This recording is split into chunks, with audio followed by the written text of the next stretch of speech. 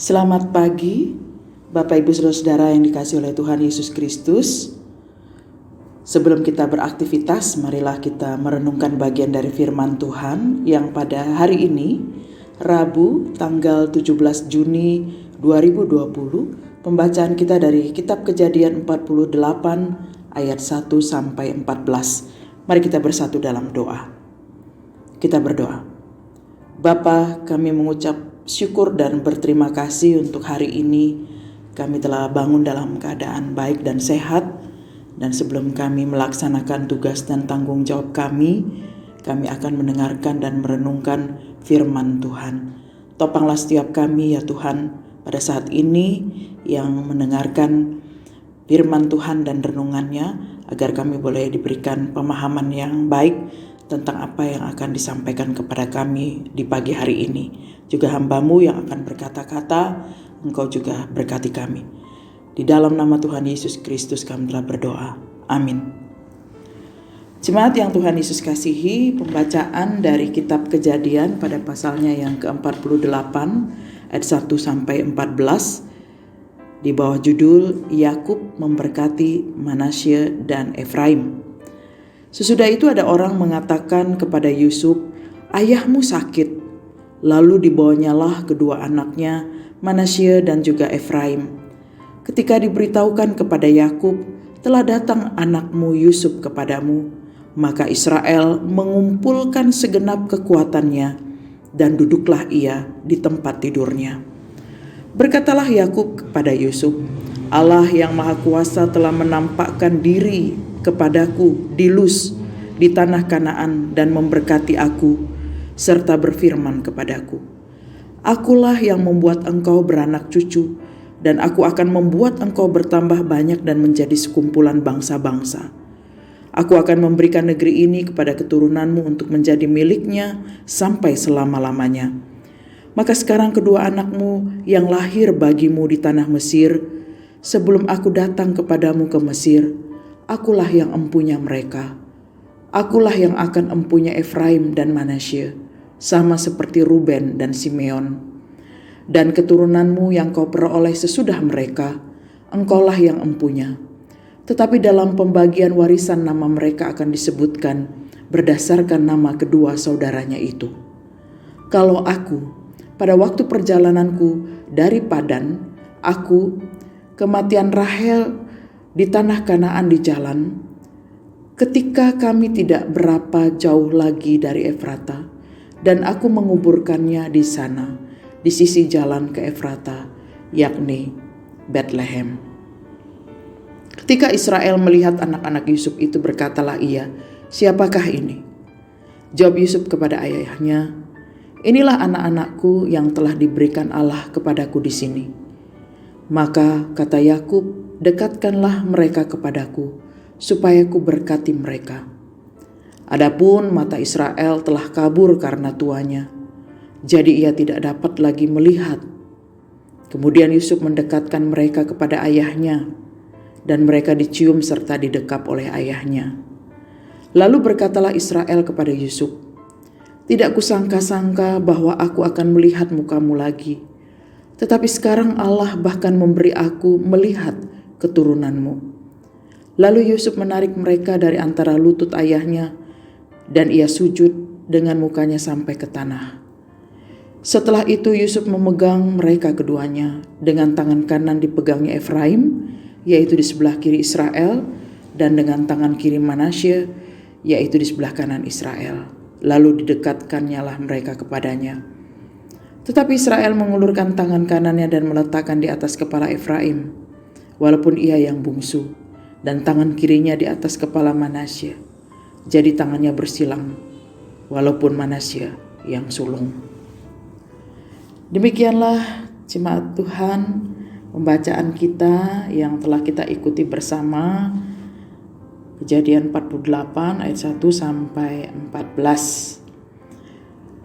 Renungan pagi Sabda Bina Umat diberikan judul, "Terus dipelihara Allah sampai selama-lamanya." Jemaat yang Tuhan Yesus kasihi,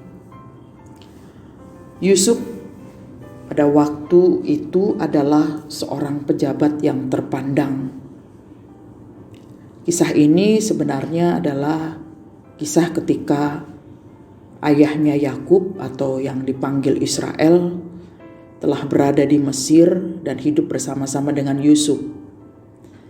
Dan kisah ini menceritakan tentang bagaimana akhir kehidupan dari Yakub atau Israel sebelum dia meninggal dunia.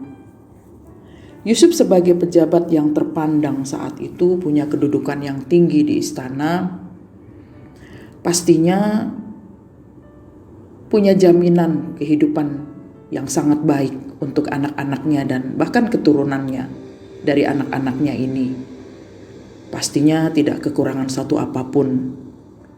Dengan kata lain bahwa kekayaan Yusuf itu bisa dinikmati oleh anak-anaknya, cucu-cucunya, bahkan mungkin cicit-cicitnya dan seterusnya. Nah, tetapi saudara-saudara, dalam bacaan ini ada satu hal yang menarik yang perlu kita renungkan, bahwa segala sesuatu yang kita miliki dalam kehidupan ini, kekayaan, harta benda, atau apapun itu, adalah sesuatu yang sifatnya sementara. Berkat yang jauh lebih besar dan lebih penting itu adalah sebenarnya berkat Allah, yaitu penyertaan dan pemeliharaannya bagi kita. Dan itu sudah sangat baik dipahami oleh Yakub.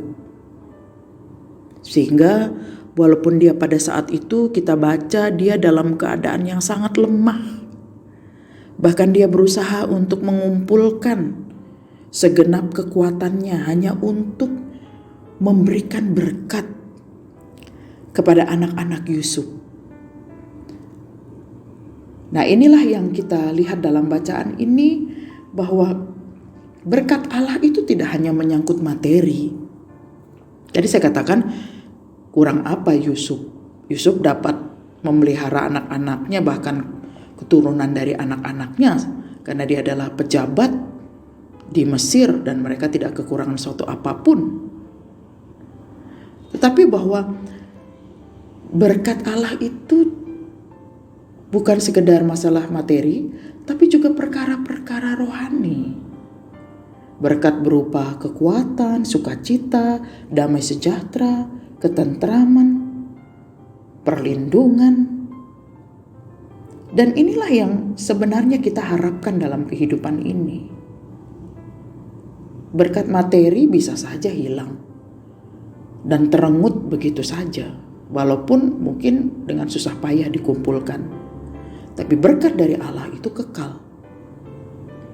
Nah, saudara-saudara, firman Tuhan di sini mau mengajarkan kepada kita bahwa sebagaimana renungan Sabda Bina Umat pada pagi hari ini, Allah lah yang mengendalikan seluruh kehidupan kita, bukan kita. Kita hidup dalam janji Allah. Yakub sangat tahu tentang hal itu, sehingga Yakub meletakkan kedua tangannya kepada anak-anak dari Yusuf. Ada satu hal yang dipikirkan oleh Yakub supaya keturunan dari Yusuf ini tetap dipelihara oleh Allah. Mereka tidak punah. Mereka tetap ada dalam pemeliharaan Allah sampai selama-lamanya. Dan inilah yang terus-menerus disampaikan dalam bacaan ini, bahwa berkat Tuhan itu adalah sesuatu yang sangat diperlukan oleh setiap orang. Tidak disangka-sangka memang oleh Yusuf kalau ayahnya akan memberkati kedua anaknya ini. Mungkin dalam pikiran Yusuf bahwa dia adalah anak yang sempat terhilang. Tapi ternyata bahwa berkat itu juga berlaku atas dia dan keturunannya. Nah, karena itu mari Bapak Ibu Saudara, kita tetap memohon berkat Tuhan. Kita tetap ada dalam pimpinan Tuhan.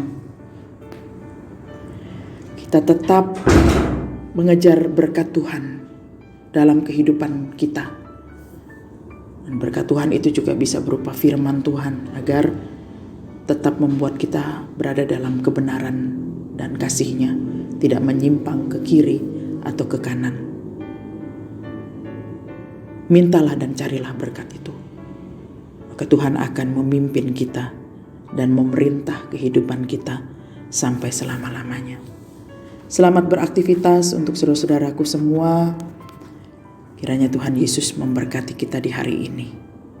Mari kita bersatu di dalam doa.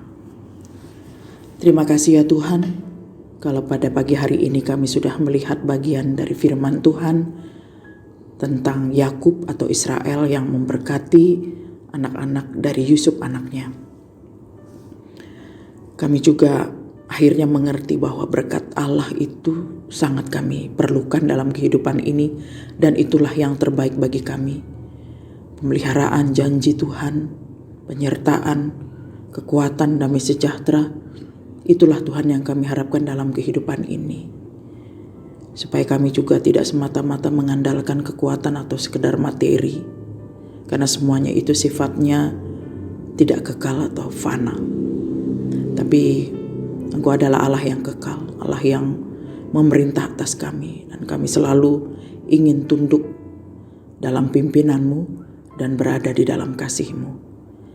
Berkati kami sepanjang hari ini Tuhan dalam setiap tugas dan tanggung jawab kami, dalam pekerjaan kami, pelayanan kami, atau apapun yang kami lakukan, sampai ketika kami berada di rumah kami masing-masing untuk beristirahat.